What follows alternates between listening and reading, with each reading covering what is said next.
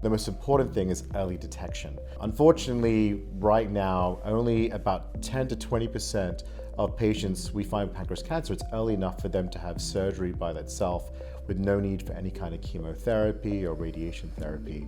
So even though the treatments have gotten a lot better the last couple of years, early detection is still the most important thing. We typically do screen in at the age of 50, or if you have a family history of pancreas cancer, 10 years before that family member had pancreas cancer. So if your father or mother had pancreas cancer at the age of 52, you get started at 42 instead.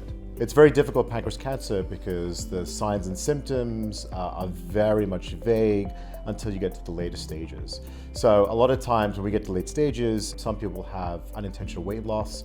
We're talking about 15 to 20 pounds over the period of a month or two without meaning to. If you're not diabetic, all of a sudden you've noticed you're very diabetic, your blood sugars are out of control, or sometimes if you are a diabetic and your blood sugars are well controlled, all of a sudden now you notice that the blood sugars are through the roof and it's for unexplained reasons. The most common things we also see, again, late stages, is something called jaundice. And so the bile duct, or the tubes that drain the liver, that feed the small intestine with bile, it runs through the pancreas. And so if the cancer is at the head of the pancreas, as it gets bigger, it starts to block these tubes and you turn yellow, or jaundice. So you notice the darkening of your urine, changes a yellow in hue to your skin color, and also eyes. But again, it's very tricky because that's really within the late stages.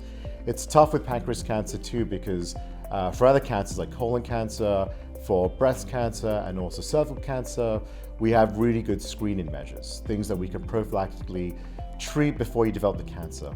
With pancreas cancer, unfortunately, we don't have the technology yet. What we try to do is basically try and find things early enough that you're in the treatable stage.